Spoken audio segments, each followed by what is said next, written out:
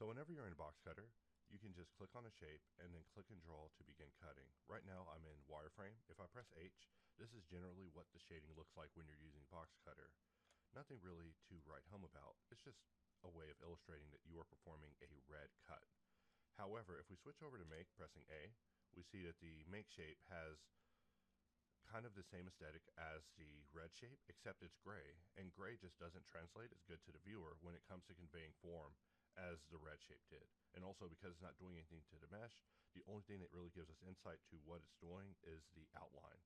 And as a result, that has always been just kind of a downside of gray shape to me. In fact, it's driven me crazy. If we deselect and we just draw a couple of gray shapes, I've always said, why is gray shape so terrible? And of course the response is, well, we can alter some settings to make gray shape look better. I'm like, no, no, no.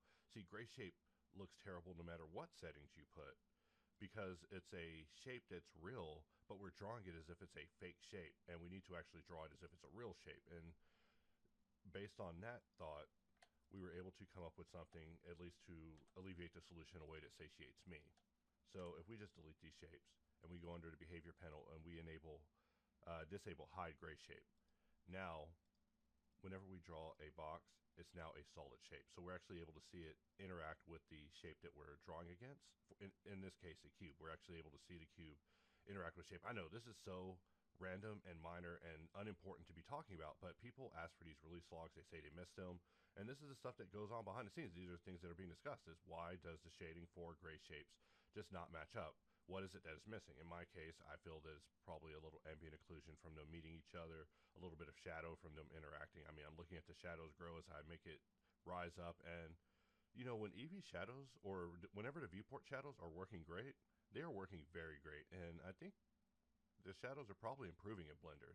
I haven't looked at them for a while, but I remember they used to be a little bit more broken and unusual. But now we're seeing that, gray shape is actually casting a shadow, and that's what we want. We want gray shape to feel like it has an impact. So really it's very minor, just letting you know that hide gray shape's a thing, and if you want to use it, you can. If not, you can have gray shapes as invisible as they originally were.